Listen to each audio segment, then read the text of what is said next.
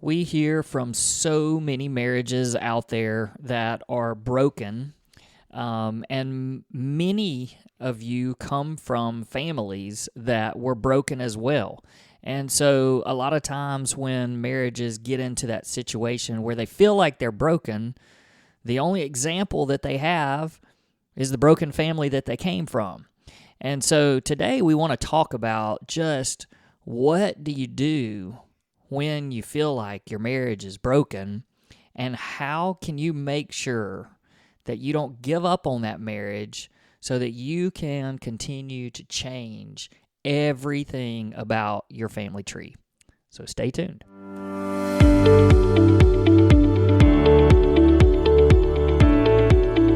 Welcome back to another episode of the Redeemed Marriage Podcast. Rusty and Heather Bryant with you. We are at the very end of February, and so by the time that you listen to this, it might actually already be March. I mean, hopefully most of you are just sitting on pins and needles waiting for our episode to drop every Monday morning. And if that's the case, then it's February 27th. February 27th. No, we do have so many of you that faithfully listen to us. We put our podcast out at the same time every Monday. If for some reason you're not following us on not a social media platform, a podcast platform, make sure that you do that you up wherever that is on that particular platform. Just hit the follow button. That way you get our podcast every Monday, and then you don't have to wonder, when were they talking about this? Were they talking? You're just right there on schedule. Yep.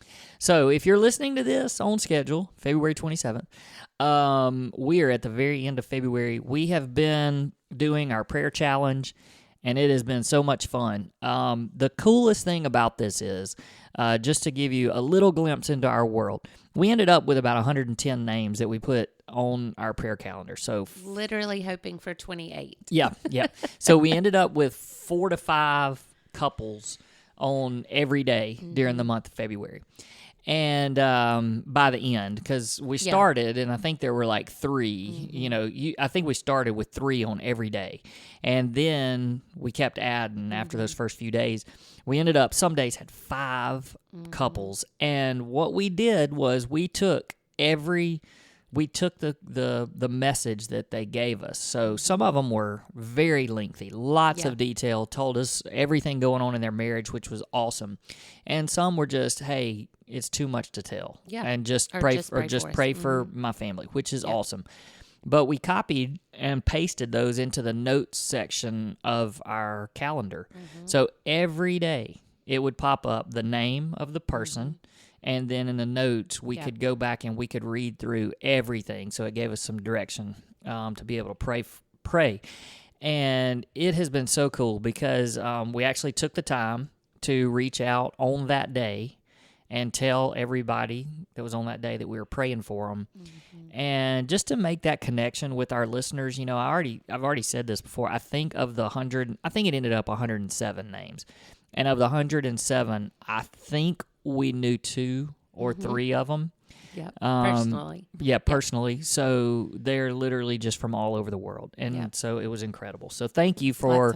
Lots of fun. Yeah. And I'm going to tell you, if I had something big that I wanted prayed for, there are, I was going to say 3, but really even just 2 people that without a doubt I would say, please pray for this. Like, pray for this. No, I think there's 3. There's 3 that I would just have to say. And Rusty, without a doubt, you're one of those people. Your prayer life is something to be admired. And I look up to that. And I just want you to know that I want our listeners to know that we haven't taken this lightly, that it hasn't been flippant, that you have been prayed for by name and taken before the throne of God daily. Wow. So Thanks. Yeah. So well, and we don't want to stop praying for people. No. I mean, it's great because now we kind of have these names kind of etched in our mind, and so and a lot of you interact with us on social media, at other times, which is great. So we feel like we know so many of you, and it's really it's cool. a sweet reminder too, just to pray. And look, don't stop asking us to pray for you. If you want to just send us, we answer every message that comes to us. So send us a message if you've got something we can help with. All right. Well, sorry for a little that bit. lengthy I know, but man, I don't know. It's been really good. Yeah. So, and I really do want our listeners to know that, as our podcast grows, as our ministry grows, there's lots more. Used to, it was like we could say, did you see we got a message today? That was so great. And that's awesome. And now that it's grown, though, we have not stopped taking every single one of them seriously. Well, and you'll send me, he'll send me screenshots during the day and be like, look at this message, So it's not like we are like, oh, now that we get more messages, we don't take time to read them. Right. We do. Right. They're very important to us, and we take them very personally. Yep. And hey, I'm going to slide one more thing in there. If you have gotten something that has encouraged you out of this, we just want to ask you, please go to Apple Podcasts, what most people listen to this on. Go to Apple Podcasts, give us a rating. All you do is scroll down to where you see those little stars, click on a star. You can be honest. Click on a star, one of those stars, hopefully 5 of those stars, but just click on it. And if you've got a second, leave a review. We keep saying the reason why we do this is because the reason why we ask this is because it helps other people to see our podcast and get in front of. And we're not the only people that say this. I was actually listening to Levi and Jenny Lusko's podcast today. They asked for people to do it because they said it just helps more people to. Okay. And if you are that person that just keeps hitting 30 seconds till we're done with that, we're done. We're done. Let's talk. All right. So here's what I want to talk about. Man, I feel like, okay, so all these people we've been praying about, so many of them, and not all. We had a lot of them that were just like, hey, we're in a good place, but pray for us. But a lot of them are, man, we're a mess. Yeah. So I would say 80% of them. Yeah, sure. And probably a lot of people that listen to us, that's why they're drawn to us. Sure. Because that we were a mess. We have the story we're still a mess, let's be honest. We are. But we had the story of infidelity. Now people can see the hope in the marriage that we currently have. And so I think that we attract that, obviously. So the brokenness, we live in this culture that people don't fix broken things anymore, like around the house or anywhere. It's just easier to throw things away. And I think we lost this art of your granddads, our granddads being the fixers. They would just, if something was broke, it never occurred to them, well, let's just throw it away and go get something else. It was, I'm going to fix this thing. Or at least they're going to attempt to fix it.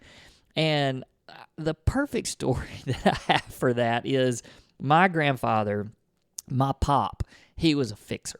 I mean, the dude, he had the old shop that was the tin shed, and he had every tool that looked like they had been around since maybe Jesus was using them, but they worked and they did the job, and they gave us a car one time. My grandparents gave us a car. Not us, your family. Yeah, my family, sorry. When I was like a little kid. And the windshield wipers had gone out in the car, and so he fixed the windshield wipers by taking the little on-off switch from a Mr. Coffee maker. So I don't even know. Do they still make? Does Mr. Coffee still make coffee? Yeah, okay, it's a brand of. But everything's digital now, so you just push buttons. But this was just like an on and off, like kind of like on a power strip. Where you would do the on and off button, like a light, power strip. Like a light switch. Yeah. Although light switches aren't really like that anymore, a lot of them. But this was just an on-off switch. And he rigged that joker to where you just flip that Mr. Coffee on and off, and the windshield wipers would come on. Yeah, he did. And so we called the car. It was affectionately known as Mr. Coffee. But I just think about how many things he was able to save and salvage by just fixing. Yeah. And I didn't necessarily grow up like that with my dad. My dad was not a big fixer. I mean, he's always been incredible in so many areas, but that was not one of them. So I didn't get that from him. But so I didn't necessarily learn to fix things instead of throw them out. But I do like to tinker with that and mess around and try to fix things these days.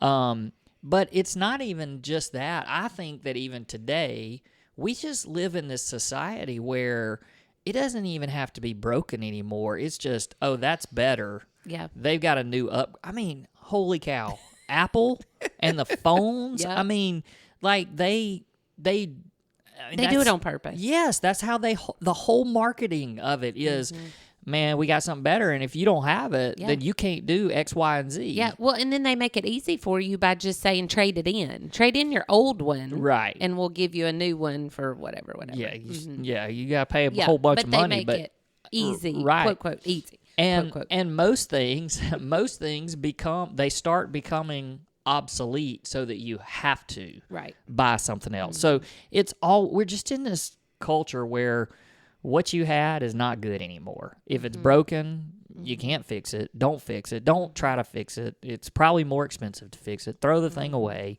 And I think that that's how a lot of people think about marriage. One of my favorite things that Craig Groeschel says about divorce is he says, getting divorced because you ran out of love is like selling your car because you ran out of gas. You talked about Mr. Coffee and how your pop would just fix it. And then we talked about Apple phones where you just trade it in. But I love thinking about a car that runs out of gas. When your car runs out of gas, you don't go get a new car. You just put gas in the tank. And I think that that's how we have to view our marriages, is they have to have gas. We have to pour into them. We have to do things to make sure that we are not tempted to think, oh, well, I should just be done. And I think that that's something we have to do from the very, very beginning, is when you commit to marriage and you're saying, this is the person that I'm going to spend the rest of my life with, and that you make a covenant before God and say, this is the person that I'm choosing to marry, then you're drawing a line in the sand and you're saying, things are going to be different for my family, no matter what I've come from, whether you've come from a broken family or not, whether, whatever that looks like, you are saying my marriage is going to look different no matter how hard it gets. And that's what I want us to kind of, talk through a little bit. What are some things that we can do to make sure that we don't have the mentality of this is getting old and so I'm done with it. Yeah. But being more intentional about what can I do to make sure that not only our marriage lasts, but that it's a great marriage. So when you think about the everyday battles, the everyday struggles, the things that you just go through, those are the things that I think just weigh on people over time to where they think, I don't love this person anymore. I don't feel like this is not the one for me, whatever, And we hear that. Oh yeah. I made a mistake. I messed up. And I think that's kind of what we're talking about, is just the everyday, struggles and what people would say would be falling out of love. Right. Just the everyday grind of doing marriage and life together. Yeah. Because I do think it's a little bit different when you start throwing in the big devastating sins, that happen, because that takes just a completely different approach. Sure. And just there's just that's a whole different, which we talk about quite often because it's our story. But there's just a lot of people out there that are like, man, we just aren't going to make it. Our marriage is broken. Yeah. Yeah. Well, and you know what? Another thing along those same lines is, I think a lot of even the big things start with these little things. Just the daily things that rub you the wrong way, and then your mind just kind of your mind can start wondering to, oh, I wonder what it would be like for this, or I wonder if we did get divorced, if I would have a better life, somewhere else. I think our minds, we can entertain things that we have no business entertaining. Like I know for us, when we first got married, I can remember in premarital counseling, them saying, don't even joke about the D word, like you shouldn't even be talking about the word divorce. It doesn't need to be a threat in any way. If you don't quit this, then we're going to get divorced. It doesn't need to be a threat. It doesn't need to be in joking. It just doesn't need to be a topic that you discuss at all. Yeah, I was looking for a quote because, whenever I listen to sermons and stuff, I'm just constantly writing things down and quotes and stuff. And I can't find the one that I'm exactly looking for. But it was, somebody that I've listened to recently, and it just basically it just says that people don't get divorced. More divorces happen because, like what you said, because of the little things. Yeah. Even more than the big things. Yeah. And, I can believe that. So, the big things happen, and sometimes marriages don't stay together, but a lot of times people will, bow up and fight for those things. But it's the little things that start kind of weighing you down and nagging on you and just getting to the point. And, how many people do we see that are like, we're going to wait until the kids are gone, and then we're just going to, then it's okay if we get divorced, or, if our kids are old enough to where they can handle it. And I'm telling you, it just changes your family tree. And, I'm not going to say it's a curse, but it's just something that at that point, it makes it easier for your children to want to do or to be okay with it as well. Do you think though that there's kind of this ebb and flow to it, and for families, because like the people, like I have a really good friend that her parents got divorced when she was young,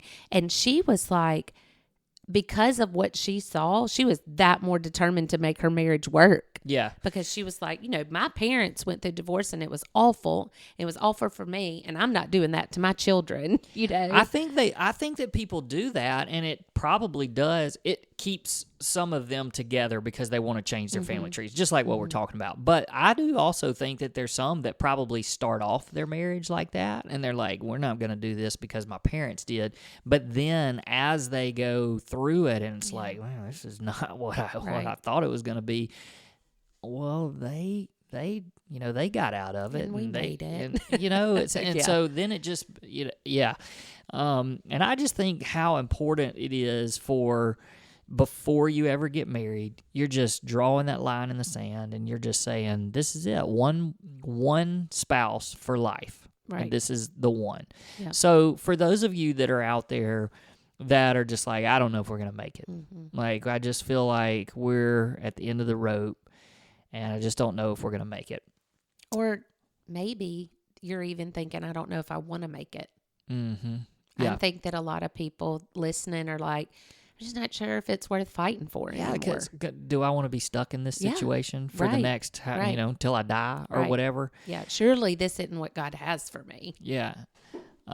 If you're there, like, I don't really know how else to say this except the whole reason why we do the podcast and why we have a ministry to marriages is because we want people to be able to look and go, if God can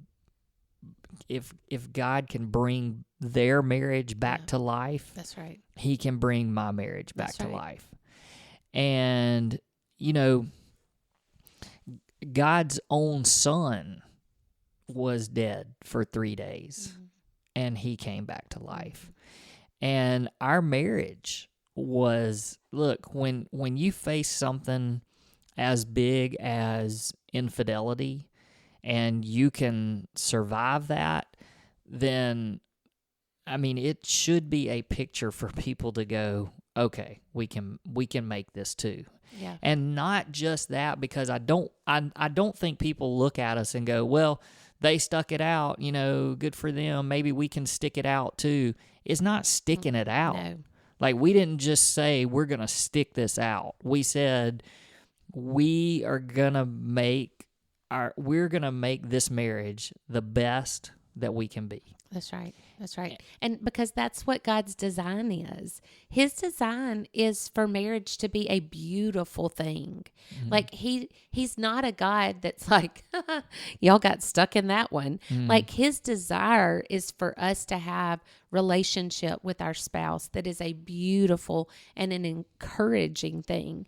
In scripture it says that he comes for his bride. Like, it's just like our relationship with him. He wants that to be a wonderful thing for us. Mm-hmm. And so because of that, like, we have to ask for that. We have to ask for him to bless our marriage, and which is why we're doing this P28, yep. Asking him to bless these marriages. And, that's one of the things that's been real encouraging for me. We talked either last week or the week before about how heavy those P28s can get because there's a lot of hurt. But also, it's such a good thing that you see 100 and how many ever people you said that we've been praying for that are wanting to fight for their marriage. Mm-hmm. It's not like they're just saying, I give up. They're saying, please pray for us. We want to make it, or at least one of the spouses do. And so in that, just thinking about some ways that it can be such a turnaround in your marriage. And one of them for sure is not using the word divorce. And then I think another big one is getting your eyes off yourself. Mm-hmm. It's not about your happiness all the time. Mm-hmm. Like, it is about the fact that you have been chosen to be a helpmate and a servant to your spouse, and to serve them well and to walk well with them through this thing called life. And I think that a lot of times we get stuck looking at what the marriage is doing for us, and it's not meeting my needs. And that's just a very selfish way to look at marriage, instead of being able to look at it and say, how can I be the hands and feet of Jesus to this other person? Mm-hmm. How can I serve them well? Sorry, I'm talking a lot. But the other thing that I was thinking along these same lines is comparison is the thief of joy, 100%. And I think a lot of us compare our marriages to other people, and you think that it's always better on the other side, or I bet their spouse does this, or I bet their spouse does that, or, treats them this way, or look, they go on vacations together. No wonder their marriage is good. Like, I think it's real easy to get into that crazy cycle of comparing. And then all of the sudden your marriage doesn't look as good as you want it to look, or that you think it should look. Mm-hmm. Does that make sense? Yeah. Well, it's heartbreaking because most of the messages that we get when they say that their marriage is broken, it's because one spouse has more or less given up, or, they're not, and the one that reaches out is the one that wants to try to save their marriage. And so we understand that. Like, there's this, the huge part of this is that if you're listening to this, it's probably because you're the one, and maybe your spouse is as well. You're just trying to get some encouragement. But this particular episode, we're talking about broken marriages and should you try to save your marriage, and you're the one that's listening and you want to try to save your marriage. That's why you're listening.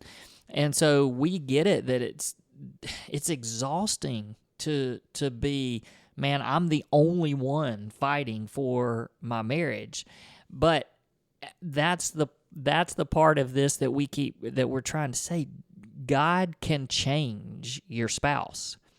But as you're waiting on that, and look, your spouse, they're human, they can choose sin. They may not turn back to God, may not turn back to your marriage, but that's when you can't allow this situation to steal your joy, and you still work to become the spouse that you know that God has called you to be. And you know, like I said, we know that that's exhausting, but at the same time, you're praying like crazy for your spouse, for your marriage. You're working and doing what you can do to take care of yourself, to become the person that you need to be, and also the spouse that you need to be, and then let God work. Yeah. But you can't get the bitterness, and so you can't have the bitterness inside, the unforgiveness. I mean, look, Satan gets a foothold on marriage through unforgiveness. And if there's something that your spouse has done and you're holding it over their head, and you're not, you have to forgive. And when you can get on that clean slate where it's all right, I've forgiven my spouse if it's something that they've done. I am working on myself. I'm working on our marriage. And now I'm just praying that God mends and puts these broken pieces back together. That's all you can do. Yeah. Like, that's all you can do. And then watch and allow God to work a miracle, because he can. But if you give up, he can't work a miracle. Yeah. Yeah, you have to be open to it. Do I have time to read just a little something? My mentor shared this with me about humility in marriage, and I thought it was great. From the desire of being praised, deliver me, Jesus. Now, for the sake of time, I'm not going to say deliver me, Jesus, after each one, but each one of these ends with delivery. Deliver me, Jesus. From the desire of being honored, from the desire of being preferred, from the desire of being consulted, from the desire of being approved, comforted, from the fear of being humiliated, from the fear of being criticized, from the fear of being passed over, deliver me. From the fear of being forgotten, from the fear of being lonely, from the fear of being hurt, deliver me. From the fear of suffering, deliver me. And then it says what we can do. That others may be loved more than I, grant me grace to desire it. That others may be chosen and I set aside, grant me the grace to desire it. That others may be praised even if I go unnoticed, grant me the grace to desire it. And I just love this prayer of being meek and humble of heart, so that we can love others more than ourselves, so that we can be strengthened by his Spirit, so that he can teach us his ways, so that we can put our desires aside and desire his desire for our marriage. And we know that what he desires for our marriage is for our good. And so in order to do that, we have to be able to call out to him and ask him to help us get our eyes off of ourselves and to be able to pour out ourselves to our spouse. That was a great point and great way to wrap this up. And there's somebody out there listening that is trying to decide, do I just throw away what I think is a broken marriage, or do I try and do all that I can to fix it, just like our grandparents used to do with stuff. And I just wonder, too, how many of them went through really, really hard parts of their marriage that we don't even know about. I'm sure. And marriage problems aren't new to our generation. And they fought through it. And so I'm, my challenge is to that person that's out there that's listening, and you need somebody to say, keep fighting for your marriage. I'm saying to keep fighting for your marriage, because 11 years ago, I definitely had a choice, and I had a real reason to walk out of our marriage, and I chose to fight. And so much of that too is that Heather chose to fight. She chose repentance. She chose to change her heart and allow God to change her heart. And I just think how different things could be. And today I was listening to a podcast when I was out walking the dog, And there was a couple that's a pastor and his wife, and they were talking about their 6 kids, and they had homeschooled them, for all these years, and now they're gone. Like, they've graduated, they're off either college or getting married or whatever. And that kind of stuff used to cause me to get a little anxious, and I know there's people out there that are like that. They're like, oh my gosh, what am I going to do when my kids leave? But because we, for the last 11 years, have focused on our marriage, like, we're 2 years away, year and a half away from being empty nesters. No, second honeymooners. And we're ready. We're ready. I mean, we love our kids, and we're going to miss that. We'll grieve for that, grieve that time that we've had. But, man, we are ready because our marriage is what it is. So I'm just saying, as an encouragement to people out there, no matter what you've gone through or what you are going through, you can look back one day and go, man, we made the choice to stay together, and now look where we are. And I see that every day in our marriage. And it might be, I'm so thankful for it. And it might be a Mr. Coffee fix for a little while, but then God's going to take it and make it a beautiful, beautiful thing again. Yeah. Because that's how big He is, and good He is. Yeah. I mean, we had to do the little things to fix the little things along the way, but then God, along the way, just completely transformed our marriage. All right. Hey, we are so glad that you chose to spend 30 minutes of your life with us. It was an honor to speak with you. We'd love to hear from you throughout the week, so reach out to us on social media or send us an email. We'd love to continue praying for you. So have a great week. We'll see you next time.